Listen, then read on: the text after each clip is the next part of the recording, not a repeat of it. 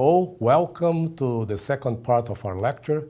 So after spending some time explaining the principles that guide the conceptual and ethical foundation of civic ecology, we will, in the second part of this lecture, to describe civic ecology practice.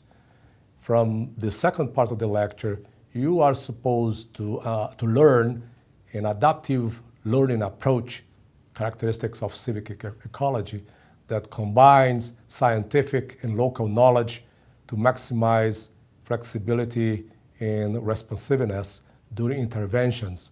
Secondly, the concepts, very important new concepts of collaborative inquiry and adaptive management. And finally, a set of civic ecology values emphasizing participation, interdependence, and ecological citizenship. The lecture will be divided in three parts. In the first part, we will cover the practice of civic ecology, and then briefly talk about learning and working together, and ended with civic ecology values. The practice of civic ecology, obviously, is theoretically dependent upon the previous four principles discussed in part one of this lecture. But the practice in itself forms a fifth principle, which is based on the notion, the idea, that we cannot do it alone. Therefore, central to civic ecology is civic ecology practice is a process of adaptive learning concerned with developing community understanding and action. This approach that I call here adaptive learning combines two other different types of approach.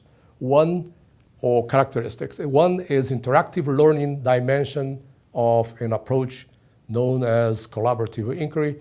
The other one is a process of learning by doing from an approach known as adaptive management. According to British scholar Peter Reason, collaborative inquiry is a participatory democratic process concerned with bringing together action and reflection, theory in practice, and participation with others. And adaptive management is an emerging concept of management, a systemic process for continually improving management policies and practices by learning from outcomes of operational programs. So next, I will briefly explain each in a little bit more detail. Collaborative inquiry is about community. It's about democracy and the natural world within which we exist and interact and depend upon for our survival. The purpose of collaborative inquiry is to engage people into a process of active learning within what we call communities of practice, thinking, acting, and learning together in order to better understand each other, understand the world, make sense of their lives, and develop new and creative ways of looking at things, as well as learning how to act, to change things that they may want to change, and find out how to do things better. In collaborative inquiry, all active subjects are fully involved as co-researchers, as collaborators, in all research decisions regarding both the content, the objectives, and the method to be used. All participants, by all participants, I mean the stakeholders, which include scientists, technicians, policymakers, decision makers, and other stakeholders, other participants with an interest in the context, in the problem being studied.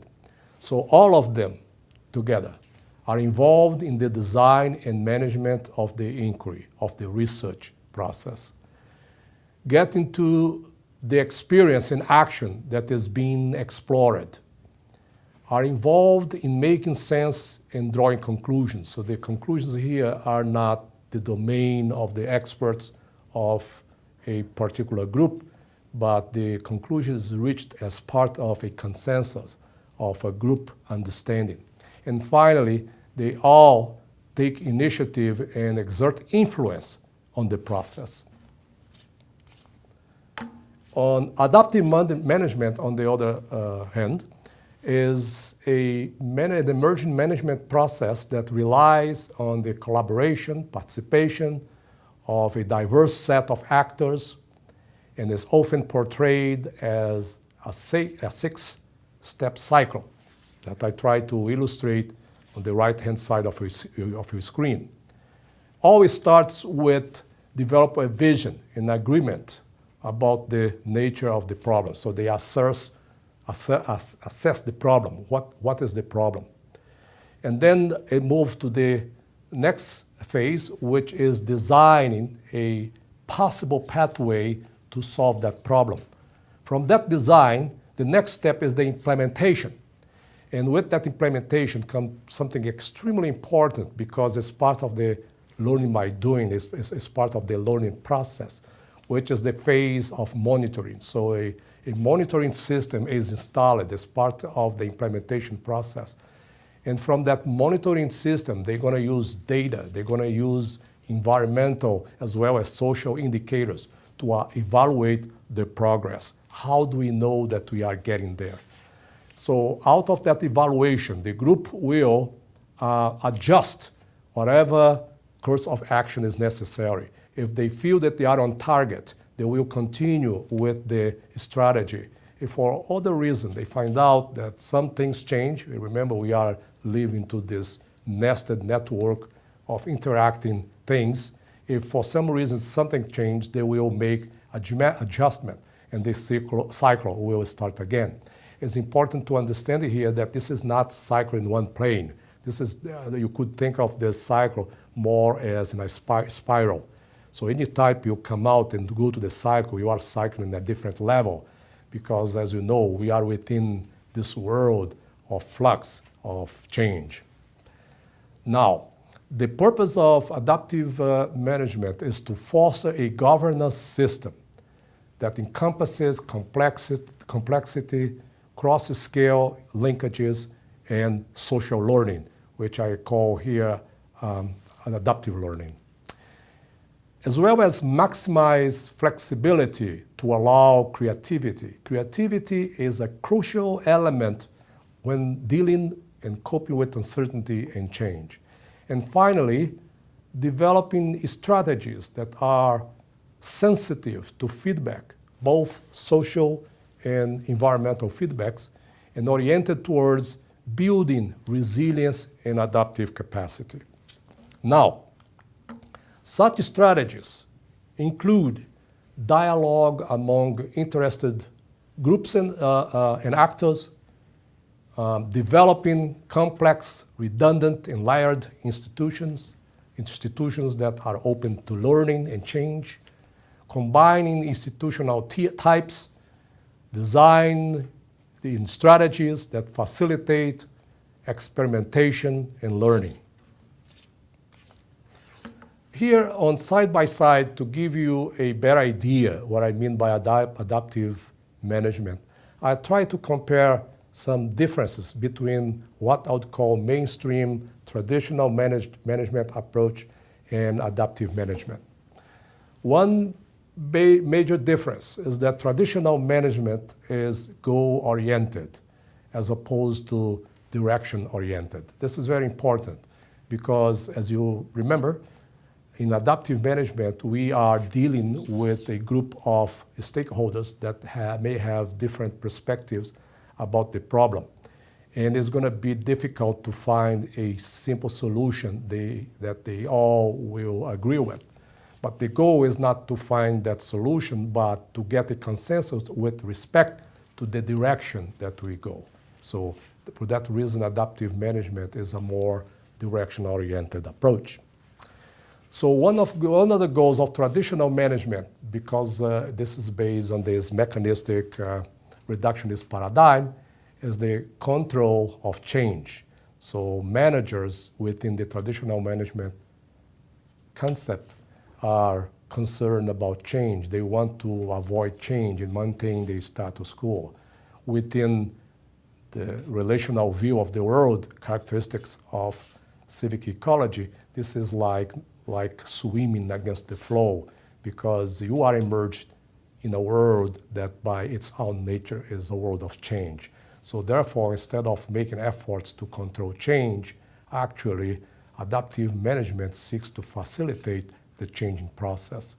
Traditional management is most of the time, often, focused on simple variables and parts. There is this focus on things, on the specific components of the problem or the project itself, as opposed to the vision of adaptive management, which focuses on sets of relations and the whole itself.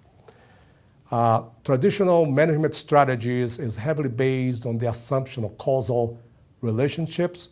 Adaptive management, because derives from the theories of complex adaptive system, recognize the existence of emergent properties in complex systems and attempts to embrace it, to live with. There is a strong interest in prediction control in the traditional management, as opposed to embracing uncertainty, living with, coping with in adaptive management. And of course, the traditional management is heavily based on a single method epistemology, which is heavily influenced by the traditional scientific method. In adaptive management, due to the principle of constructivism and its methodological pluralism, we embrace diverse epistemologies, diverse ways of knowing. You can recall from the beginning of this lecture that I said one of the characteristics of civic ecology is to integrate community knowledge, local knowledge, with scientific knowledge through practice. In this attempt of integrating these different ways of knowing, we apply what I call here diverse epistemologies. There is an attempt, an effort for command and control in the traditional management, as opposed to a democratic approach in adaptive management. Also, the traditional management is a technocratic approach. A technocratic approach is an approach in which the expert has the last to say. So it's essentially a top-down approach in which the decision is based on the knowledge of the experts. Contrary to that approach, in adaptive management, we have participation, so the approach is more participative. So the decisions are made not by an expert or an analytic group, a specific group, but more by the collaboration and continue working together of the diverse participants or stakeholders. And finally, traditional management is always developed within the disciplinary approach or context, as opposed to adaptive management, which is explored within a transdisciplinary perspective. Now, these two distinct forms of management have different effects on the context, on the system being studied. But before I move to that, I would like to give you an example, another example that highlights the differences between these two types of approach. And this is related to what we call best management practice. Best management practice, conceptually, is a practice that is regarded as the most effective. So once a problem is identified, they believe that there is a particular practice that is most effective in solving that particular problem. And this is fine. The concept of best management practice is also accepted in adaptive management. However, the way they are developed is different. In traditional management system, best management practices are considered to be universal or generalized truth, independent of the social, cultural context in which the problem unfolds. By this, I mean the best management practices are identified by experts through objective scientific methods, is what I would call traditionally a technocratic approach or a top-down design, and by Universal, I mean, it is assumed because the practice is experimentally found out of the context in which a problem can emerge. By universal, I mean it is assumed that the practice is valid, is still considered to be the most effective in different contexts.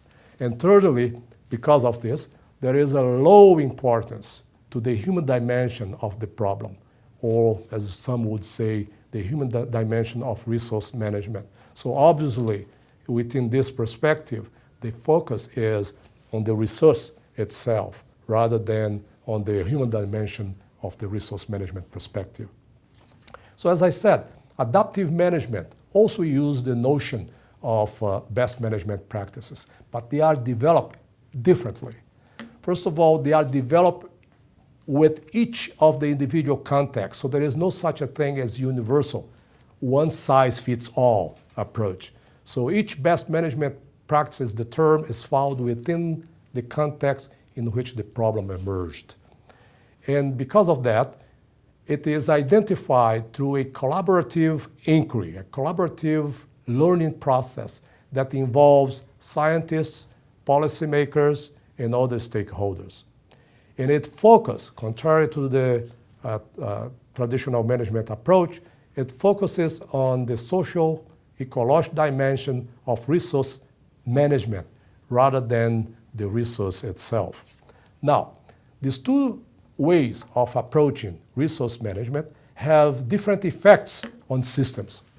For example, there is a tendency for standardization in the traditional management system, as opposed to a tendency to promote diversity and innovation, which is characteristic in the adaptive management approach. There is a tendency, with standardization comes a tendency for homogenization, contrary to the tendency for promoting heterogeneity and coherence in the adaptive management approach. There is a tendency to increase dependence in traditional management approach, tendency on experts, on the whatever design and implement the solutions, as opposed to an autonomy and relation at all levels that occur within the network, the nested hierarchy of adaptive management.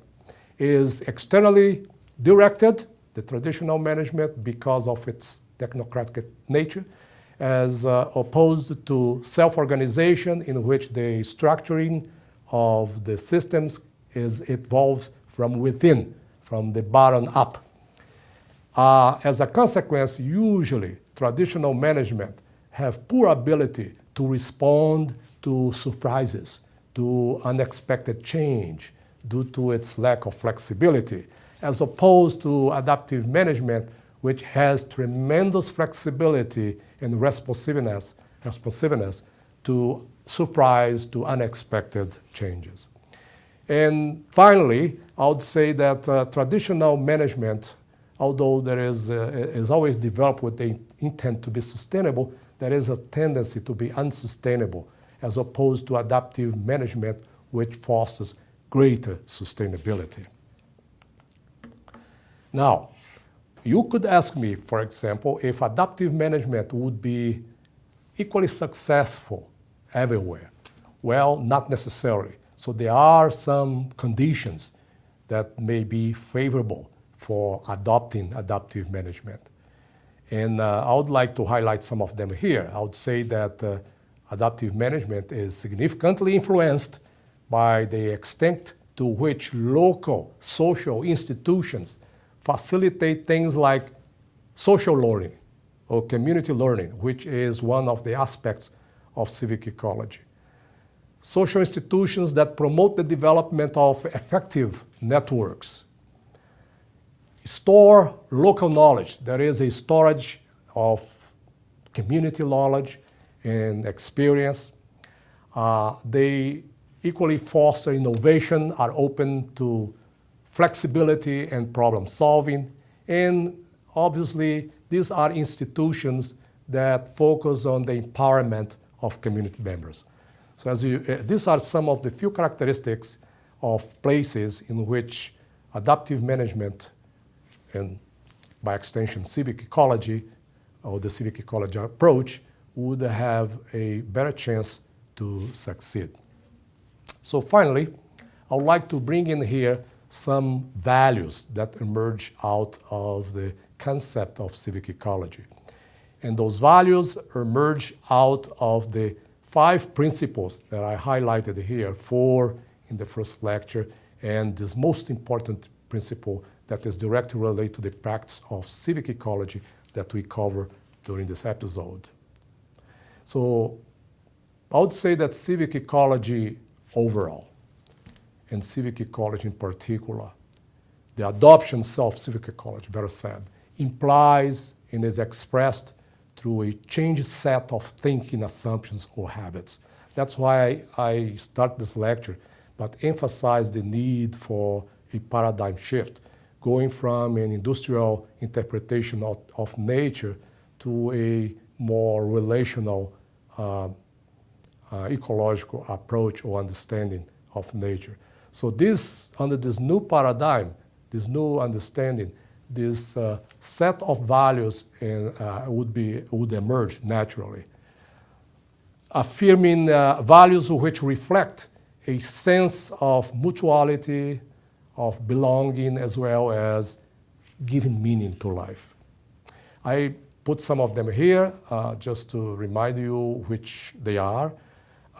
Values such as sufficiency, respect, self-reliance, conservation, diversity, understanding of the nature, the need for diversity in order to make social and ecological systems more resilient, autonomy and relation, equity, justice, inclusion, because all the approaches discussed here in civic ecology express this inclusion. They are more embracing as opposed to the more exclusive approach used in traditional resource management. The value of participation in community is extremely important, as we expressed at the beginning of the lecture, that in order to find solutions to sustainability, it's necessary that the citizens get involved into the process. So therefore, the sense of community, sense of place, and participation is an important value in civic ecology, as well as openness, democracy, institutions that are open to this type of process. I want to take the opportunity here and say that although I have make an emphasis here that civic ecology is essentially a bottom-up approach, but this bottom-up approach has very little chance to succeed if there is no top-down openness. So what I'm saying that at the very end is not neither top-down, no bottom-up, but an encounter. Institutions will be open to promote and facilitate bottom-up approach. They will motivate the communities to get engaged and participate in conceptualization and decision-making process. And resilience is a very important concept that will be discussed later on in one of the lectures in this course, which is an extremely important concept to the notion of sustainability. So therefore, instead of an ethos of manipulation, control, and dependence, which is characteristic of mainstream traditional management science, civic ecology practice emphasizes interdependence and ecological citizenship. It facilitates and nurtures self-renewal and self-organization in the individual and community as a necessary basis for building systems health and sustainability. And finally, values such as differentiation or diversity, empowerment, self-worth, critical thinking, cooperation and creativity are all resonant with the civic ecology perspective. I hope this will become more clear to you as we have the future lectures in this course. In conclusion of lecture 1, in which I made an attempt to introduce the theoretical, conceptual, and practical framework of civic ecology, I would say that human communities will become increasingly just, more just and sustainable if the citizens understand, are committed to, and share a set of purposes and moral and ecological principles. However, from a civic ecology perspective, these shared purposes and principles cannot be handed down from above, cannot be a top-down approach. I cannot, for example, as an expert, try to create those purposes and principles in the community.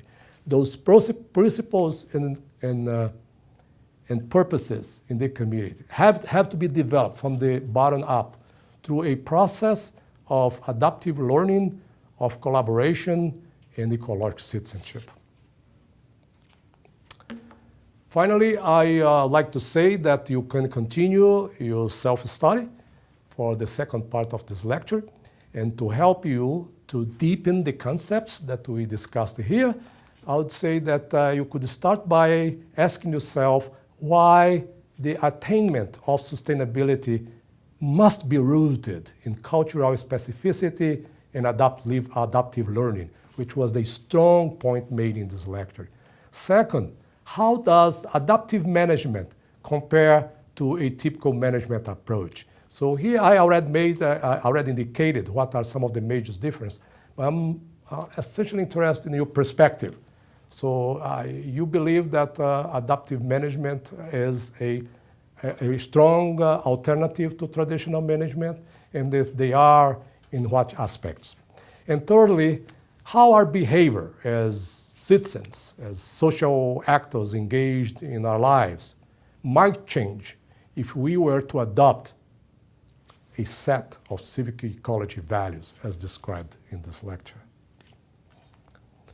Finally, I would like to give you some references that if you have interest to continue reading about civic ecology.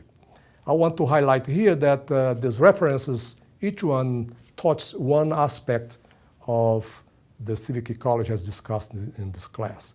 Unfortunately, I haven't seen, or I'm not familiar with any book or paper that discuss civic ecology as described, as presented in this class. So this paper or book still needs to be written. But meanwhile, you can start by looking at some of the references that I presented here. Armitage, for example, with his colleagues, developed a very important paper that was published in the journal Frontiers in Ecology and the Environment. And the paper is called Adaptive Co-Management for Social Ecological Complexity.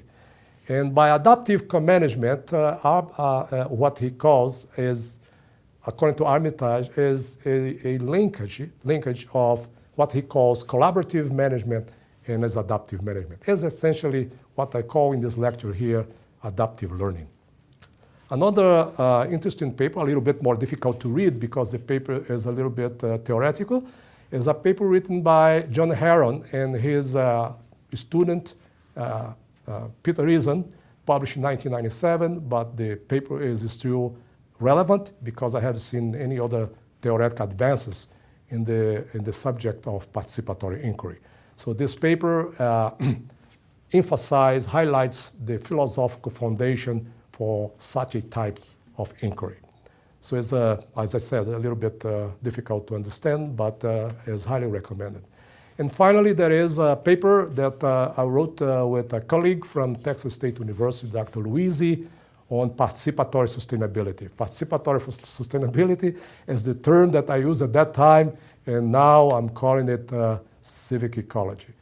Obviously, that paper does not have all the detail that we discuss in this lecture today, but is still an entertaining paper. And finally, I would like to suggest a paper by Peter Reason, which again continue exploring the developments. He started in collaboration with John Heron, but here, instead of presenting a theoretical perspective, he presents a more practical perspective of participatory or collaborative inquiry. This paper was published in 2002 in the Journal of Systems Practice and Action Research. Finally, I want to thank you for your attention and giving me the opportunity to discuss, to share with you some ideas relevant to this important emerging pathway to sustainability, which I call Civic Ecology. We will have an opportunity to continue our conversation in the third episode of this lecture during our interview. Thank you very much.